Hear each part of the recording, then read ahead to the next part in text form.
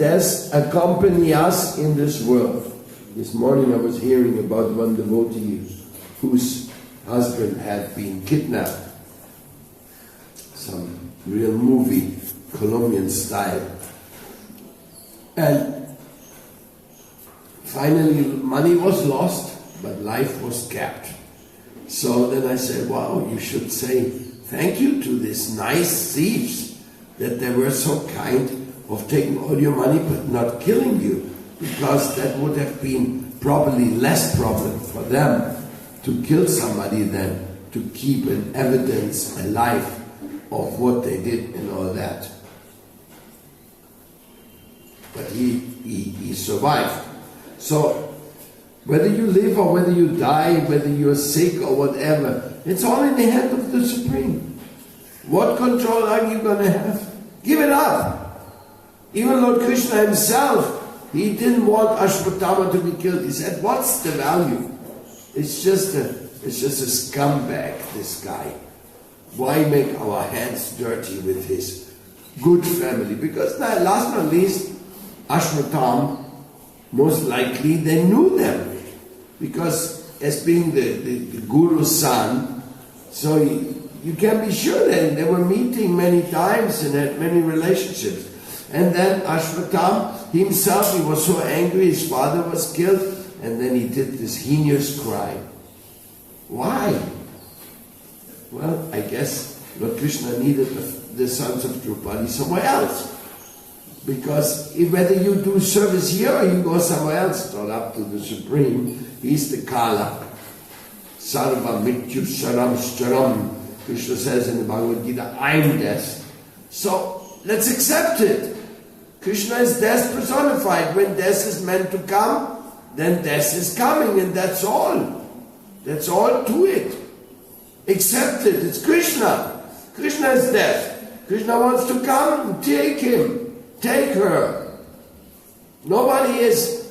That's what the Yamaraj asked Yudhishthira the question, what is surprising? And he said, surprising is that everybody dies. Your father died, your grandfather died, everybody dies. But you think, no, I will not die.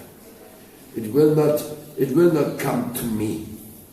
So in this way we are living a life of illusion, even though death is sitting right on our doorstep. It's just not his day. It's just not his time yet.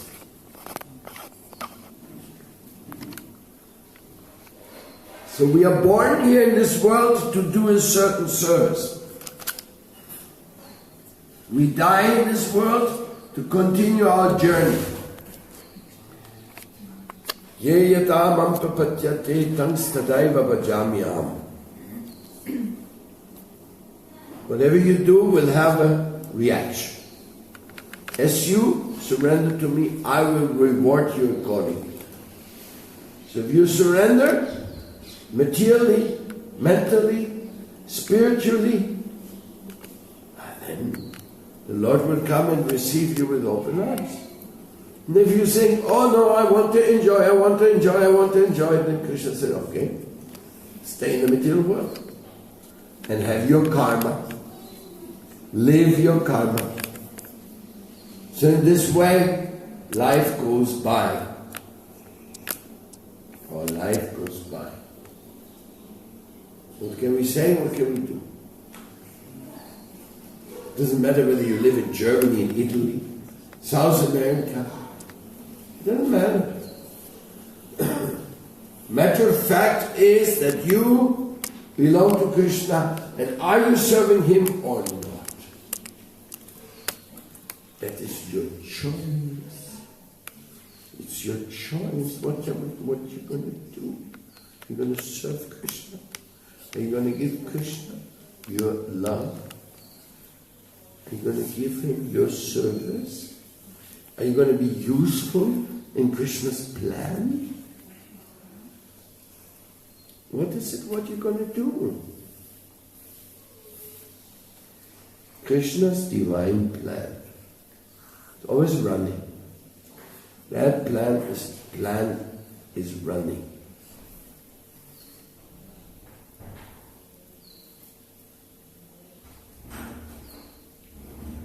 So if you accept Krishna's plan, then you run along according to his plan. Tell me what, tell me why, tell me how. Krishna's plan is running, and you are also running. So are you running to Krishna or away from Krishna? You cannot stop running. You can say, I stay here, nothing will happen to me. No, just to get food you have to run. Where is there some chapati? And then the people, you say, can you give me chapati? They ask me, and what you are going to do? You think you're just going to get the chapati for free without doing anything? No. You have to do something. So you have to work, you have to move, you have to be involved, you have to take responsibilities. And that's good for you. It's not bad to take responsibility. And whatever we have to do is for spreading Krishna consciousness. Like if you make money, okay, but where's your money going, my friend? Is it going for Krishna's service or it is just fulfilling your belly? When I go to rich people's houses, I find that they have at least 1,000 items which are very costly and they're very useless. They're not necessary at all. And now they have the problem, they have to take the dust of these items. So, and then they have more money, they go and buy another item. More dusting items.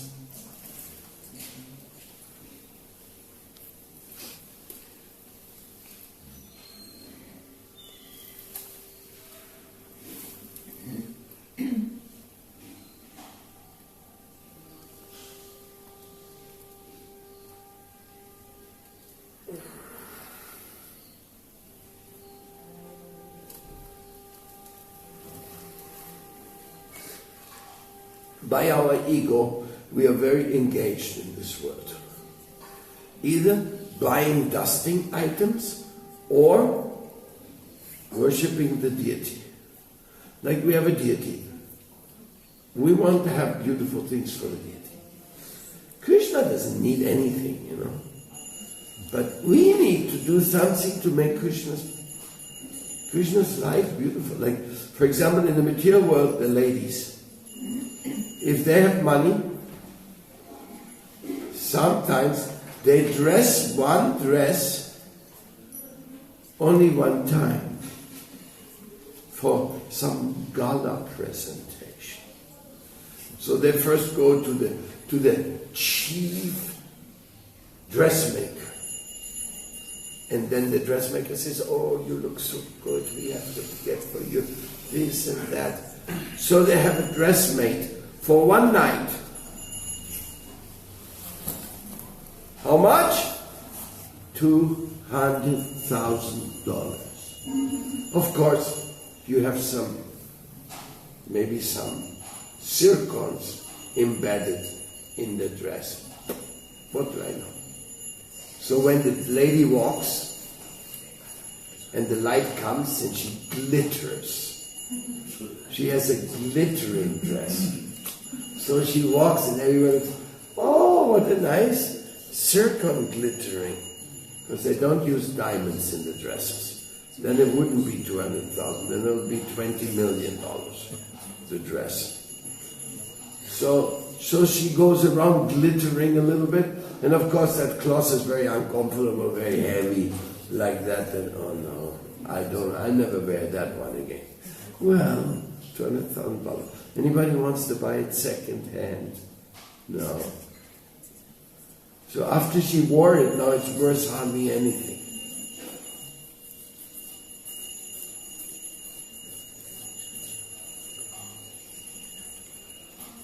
So this is what riches do to people. And of course, also, a man, when he makes money, he wants to show his wife, I am so great. You know, I give you something. You get a credit card. Buy anything you want, no problem. We got money in the bank. Just go and buy. And she flies to Paris. And she goes to the chic shops. And there she buys a little box made in India with some inlay. It looks $900. Well, in Jaipur they cost only 90 rupees, but in Paris in the shop they become $900. Because you are such a nice person, you want to buy for $900. I bought in Champs-Élysées. No, it's good. So, this is how the world goes. Idiots. They're so idiotic. But she got the husband's credit card. So what should she worry? She just wants to put all these things in her home. Can you please all send this to my house? And then she comes and says, my dear husband, we have a problem. What's that, my dear? Our house is too small. All the beautiful things I bought, they don't fit here anymore. We get a bigger house. No problem, my queen. So he buys a bigger house for her, so she can put all the things she bought. But now the problem is the husband, he's giving her everything, he's looking everything, but then the husband is getting bored. So he finds another woman, and then he has a relationship with her, and then he has to buy another house for her, and then she's giving a credit card to her also. So like this, rich people sometimes have 10 wives. That's not so common unless they're Muslim sheikhs. Now the Muslim sheikhs, they don't have that much problem. They don't need a house for each woman. They can make one huge palace for all their wives. But never you will be happy by this foolish acquisition of goods or women or fame or name, power. No. We are in a world of ridiculous. Just like the new king of Saudi Arabia. When they appointed him king, the first thing he did, he arrested 200 billionaires. Yes, 200 billionaires. And he put them in jail in a 5-star hotel. So at least you are at jail with style. So they're still there. And then he said, if you want to get out of here, shell out some good amount of money. One person came out paying $200 billion. So sometimes we don't know where to get a chapati, or we don't know how to pay for our dhotis because they're becoming more expensive all the time. And this guy paid $200 billion so he can get out of jail. Saudis. And he got 200 of them hijacked. So he said, I'm going to recover all the money these people have stolen, because all this money they have, it's all stolen from the government.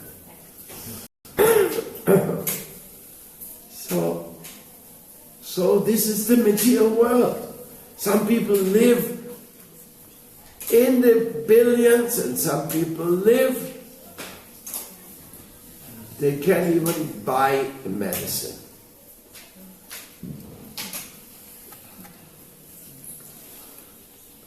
So Krishna has made it in such a way that the world looks very ridiculous for the idiots. Well, you want to be a sheikh? Do you want to pay $200 billion? I mean, this is more money than Bill Gates has.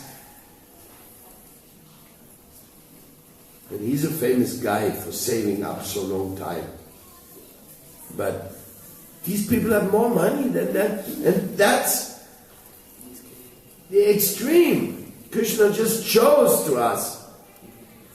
Every one of the big demons in the world have their secret bank accounts in Switzerland and all that.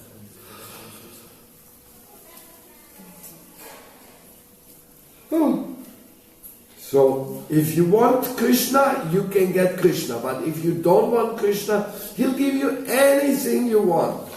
Any stupid thing you want, He'll give you. Just tell me what you want.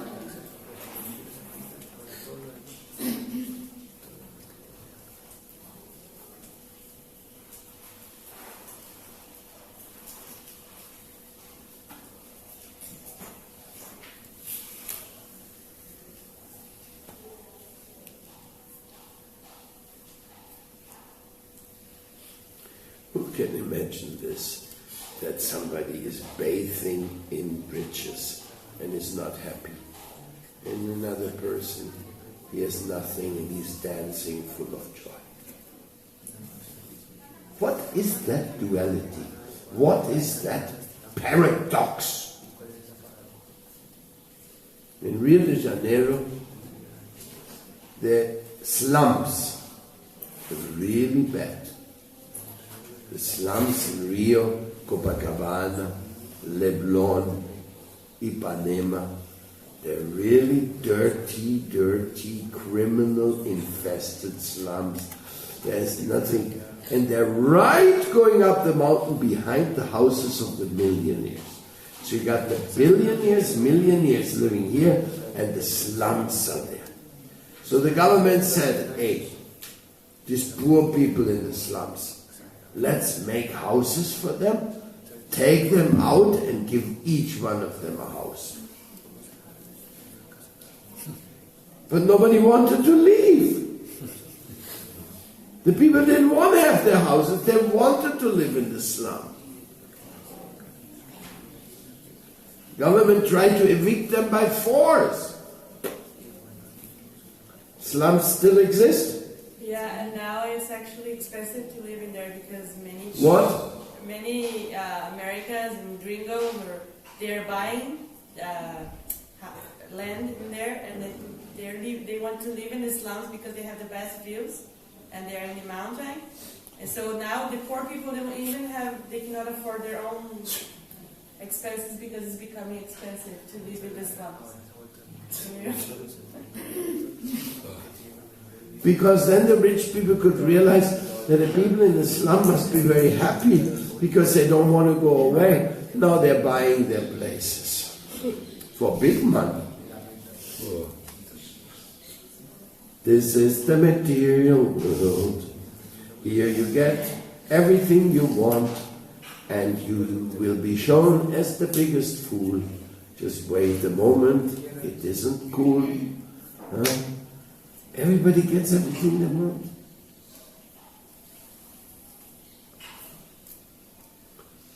Those who have everything have nothing. Those who have nothing, they're feeling quite okay. That's why the sadhu life is so simple and happy. Because you don't have to dust any stupid purchases. You don't have to worry where to put all the things you buy in the market.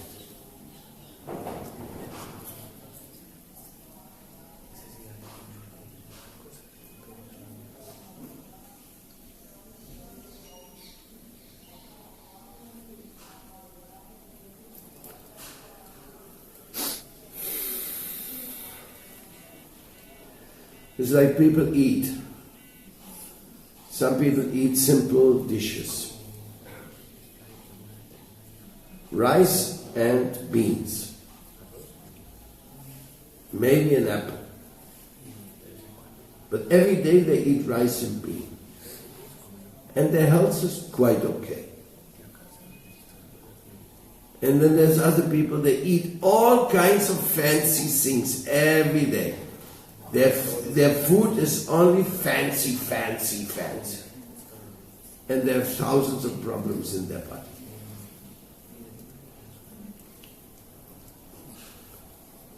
Are you living to eat or eating to live? That's the question.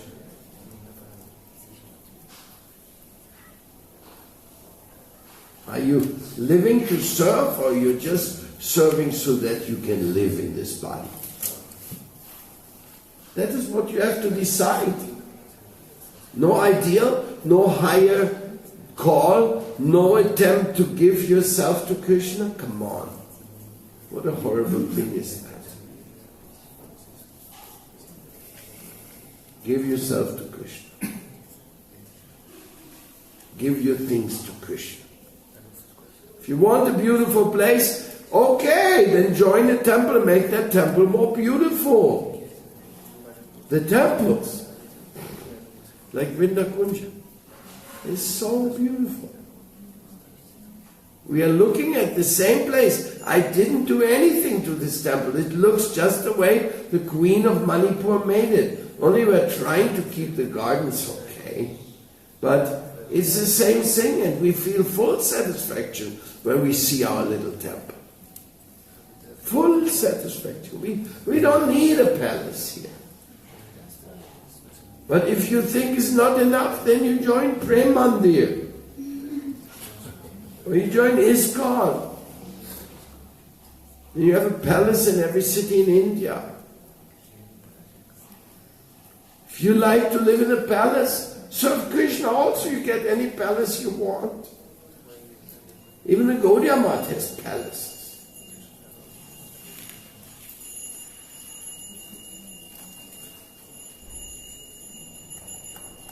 Ranganath Mandir, full of palace. All the sevakas, they're living there. So we have to know, what is my seva?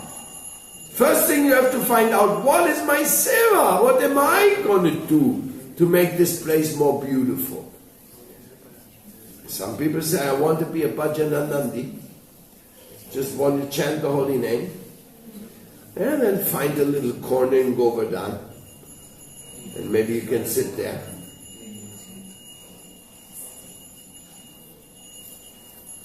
But Krishna, he wants us to do something. Asvatama, he blew it. Actually, Asvatama, they didn't kill him. Can you imagine? Krishna's in this room. And they bring a sinner. And then they say, oh, we kill him or we don't kill him. Finally, they cut off your hair, make you feel, and they say, get out of it and don't come back. It's worse than killing him. Because he's kicked out from Krishna. Krishna doesn't want to see him.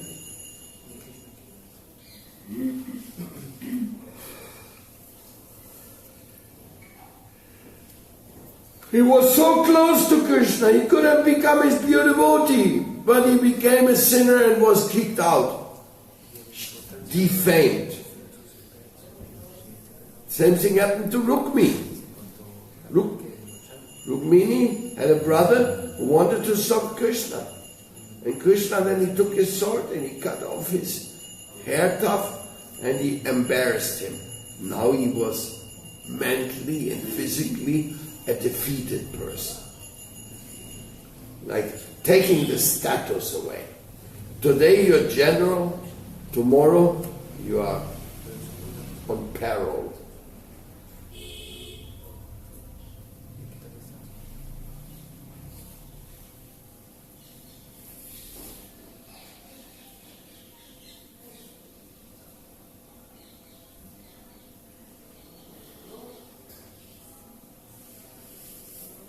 Krishna. Any questions? Please, any questions? Any commentaries? Maharaj, any commentary? Mansi, commentaries? Radha Krishna, you're such an experienced person of the sufferings of this world. I agree with everything you say, Maharaj. I experienced most of what you said. Can I have a question? Yes, please. Can I say it in German? Yes. Manchmal bin ich persönlich im Dilemma. Ich würde gern Dienst machen, aber ich habe schon so viele Dienste gemacht, nicht jetzt an Krishna, sondern so viele Samskaras, so Gewohnheiten, wo ich einfach nicht in diese Gewohnheiten zurück möchte.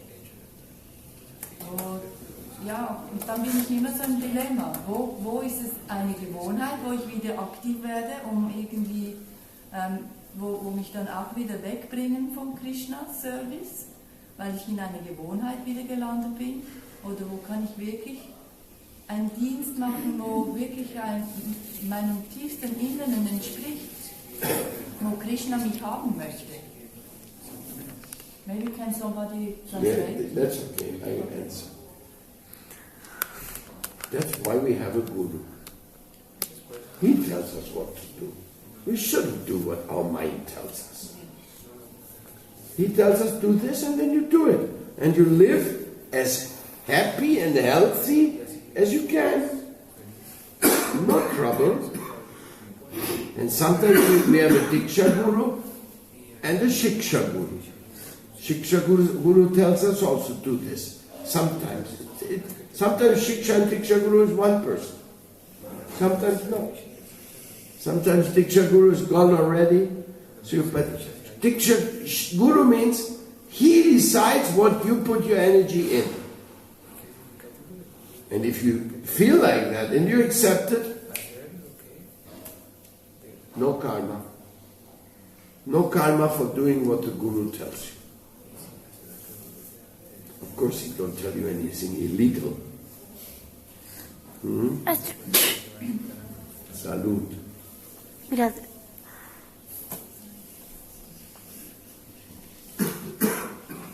And another question, or another answer. Transcendental welfare work. Are you helping anybody? Are you giving a new chance to others? Are you nurturing other people's shraddha? Are you involved? Are you making the difference for another person's life? Like when we go out now this December, we do this Sankirtan marathon for the last 40 years and more. Every December we go out. No, not only every December. The whole year we do this, but in December especially. Why? Because it's Christmas. Everybody's spending money. So then we say, come on, give me some of your money and take this book. This is very good for you and your family. When you do that, you give a chance to that person to come to Krishna.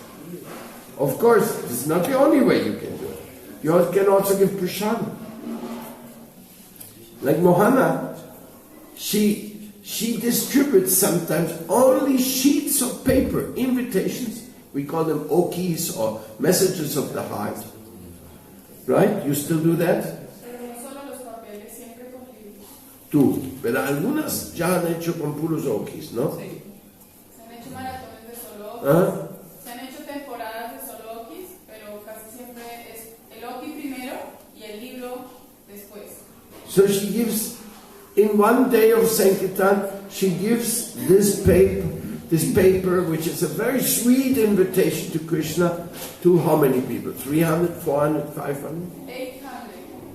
In one single day, she gives out 800 hearts messages from Krishna to people. Can you imagine how much benefit, how much other people? You get some response on these 800 pages? Yes. The temples get much more visitors. There's also the WhatsApp number of Copacabana, and we give a special response for them who is interested in some information particular.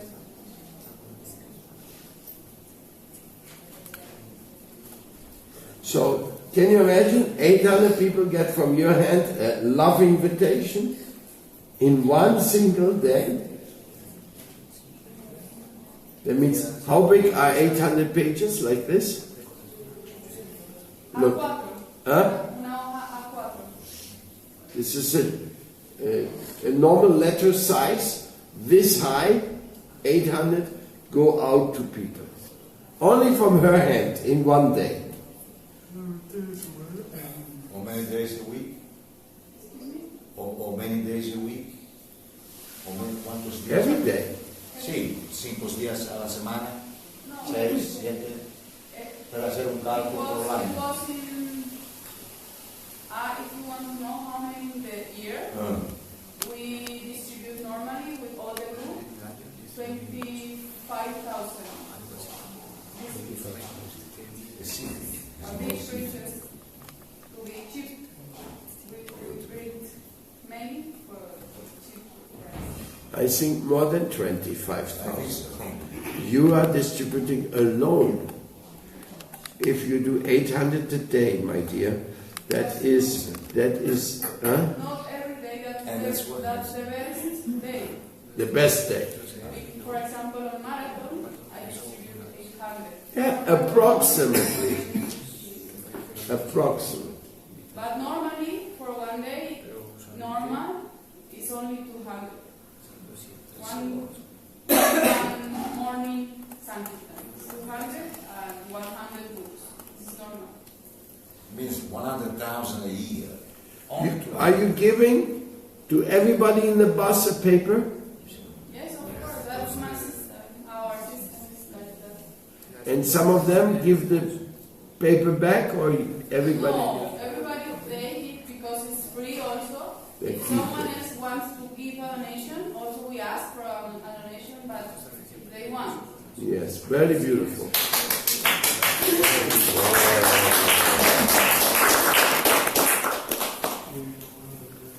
I want to put a question. Mahaprabhu said, no ghanam, no janam, no sundarim kuridam va jagatisha kamaye. Mama janmani janmanishware bhavatat bhakti rahe chuti. No ghanam, no janam. But at present I see that most of the devotees are busy in collecting plenty of money.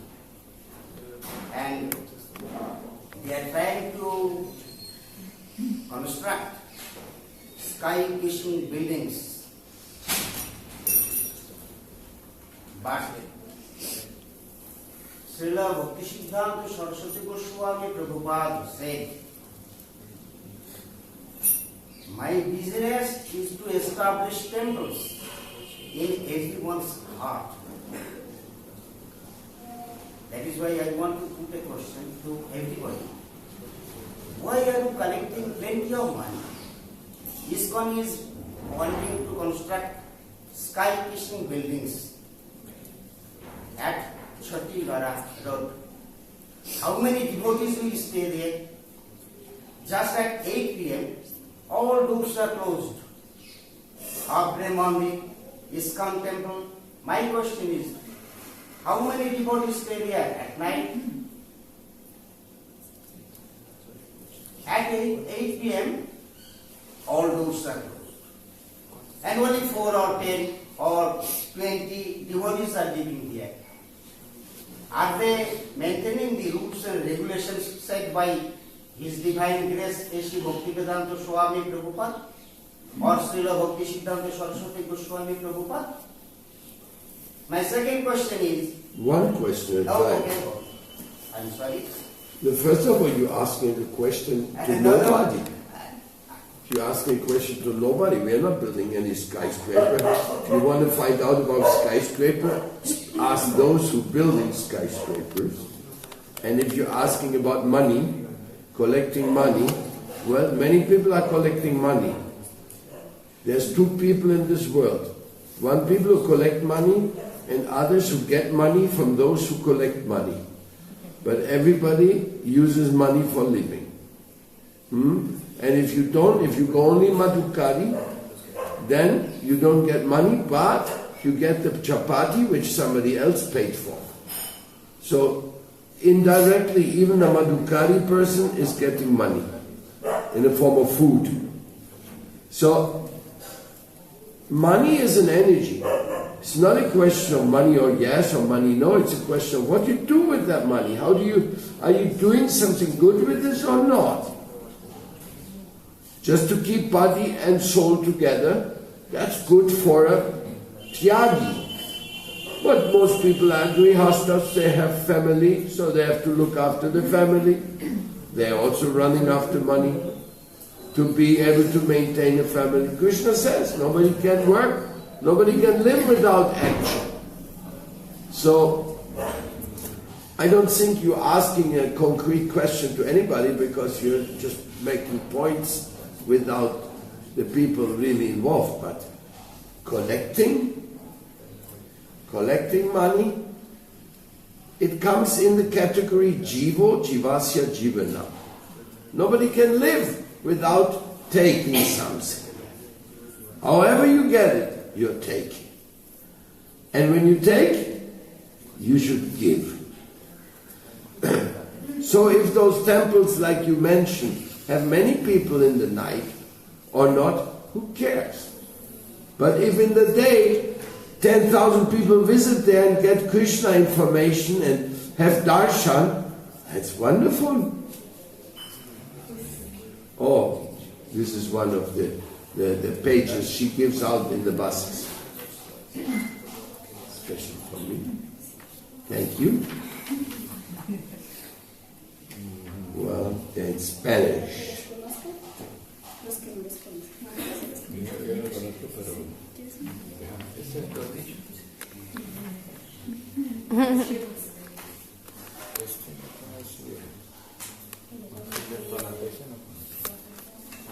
So, maybe some buildings like a park. A park is empty at night, but in the day it's full of people. So should we make parks or not? In Chaitanya Shikshamritam, Bhaktivinoda Thakur explains we should give water, we should make park, we should make mandir, we should do all these things. So some things are very necessary. We, our own family, we don't make much temple, but we try to clean up Vrindavan because we don't like dirty Vrindavan. But anyhow, so everybody does something, no?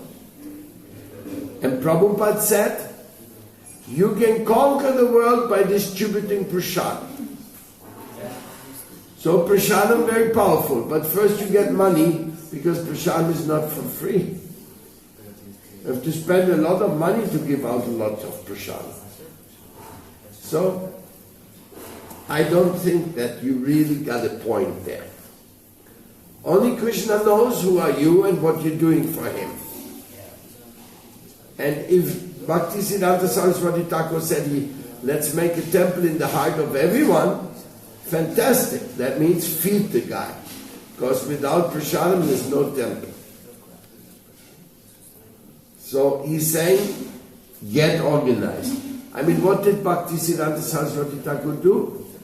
He made 64 temples in India. So how did they come to exist? Even great personalities like Bhakti Pragyan Keshava Maharaj, he was a Samindra farm, from a Samindra family, a very wealthy landlord. But when he joined his guru, he went out with a little box collecting donations. And one time Keshava Maharaj, he was sleeping in a park in Calcutta. He was so tired, so he had the little money box like this on his chest, and he was resting. That time Prabhupada came by this park in a car and he saw him. And he started crying. My son, my Bhakti Pragyan Keshava Maharaj, at that time Vinod Babu. My Vinod Babu, he's from Samindra farm and now he's sleeping in a park with the Lakshmi in his chest so that nobody will steal it, no? So this is our magic of Sankirtan. Sankirtan means helping people, it's not forgetting money. Money? There's too much money in this world already. I don't know. I don't say too much because Lakshmi controls, but like we were talking about those billionaires there, they have so much money good for nothing. Okay.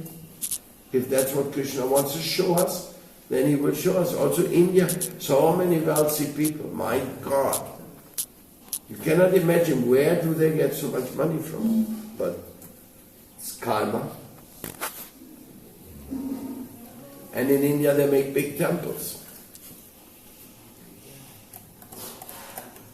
But one other thing is we have lack of brahmacharis. We do not have an army of brahmacharis. That's why in the temple in the night there's not 100,000 people.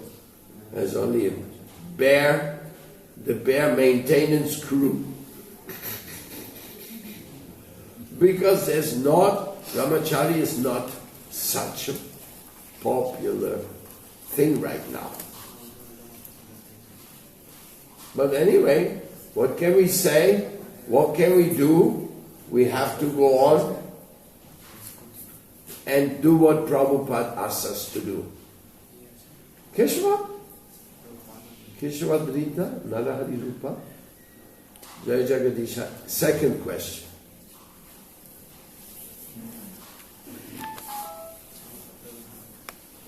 Second question is, the devotees who are totally detached from material objects are not. I want to say that the devotees who are totally detached from material jobs and actions are not busy in collecting money, and they don't hesitate to pay. And as per the instruction of Jiva Goswami, Lala Babu, who was a Jamindar, was forced to beg. As per the instruction of Jiva Goswami, Lala, go to beg, do to do. Ahunkaram balam darpam kamam pradhancha savasrita mam atma paradeshi pradishanto abhashmuka. So, try to remove pride from your body and mind. So you should go to every door and take some rice, some dal, something for the service of Krishna. That is why Lala Babu begged door to door. Now my question is, how many preachers are going to our doors for taking something for the service of Krishna? That's what No, I am not passing any comment. It is my humble question to you. Yeah, I understand. Otherwise, Our devotees do that all the time. Every day. They go door to door and they ask people to take up Krishna consciousness. This is the invitation card. They give out thousands of these every day. So, and then they bring some donation back to the temple. They do that. And it is my habit to go to every door just in the morning. I give the holy names of Krishna to every door. And I say, don't give me anything. Don't give me money. If you give me some rice, I shall take it for the service of Krishna. But just whenever I shall take money. So you do Madhukari every day? No, not every day. Cuando pedimos boca, Not every day. I sometimes go. But I go to every door in the morning to give the holy names of Krishna. Well, that's a very good practice for sannyas. That is called the 4 stages of sannyas.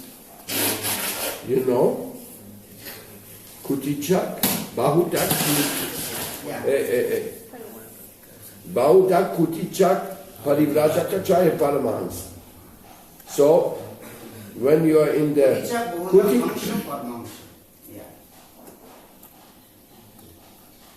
So when you're in that level that you are going you don't eat at home, nobody supplies you any meal, you go and get from different houses, das ist Kutichak.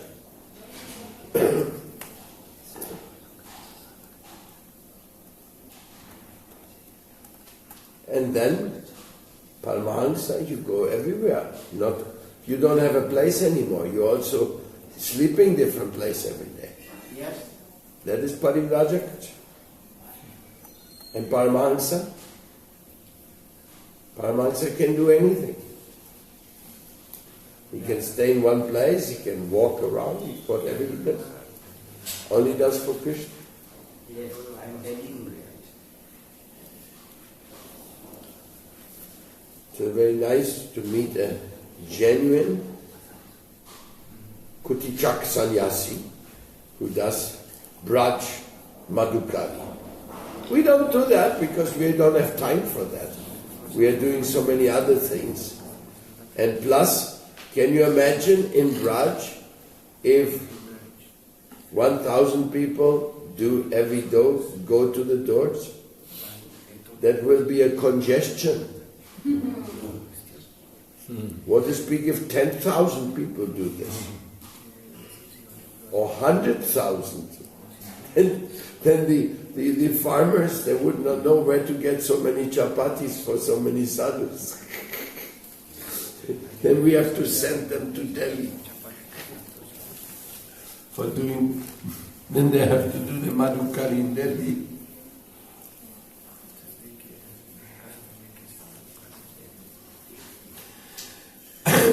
This type of beggars are limited. This type of beggars are limited because all are not sanghasis. So their number is also very No. I'm talking about real sannyasis. I'm not talking about beggars.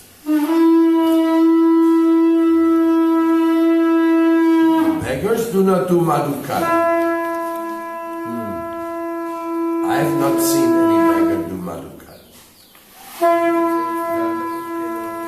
But when you join Krishna conscious, you are becoming a beggar. You're begging for love. Jai. Jai.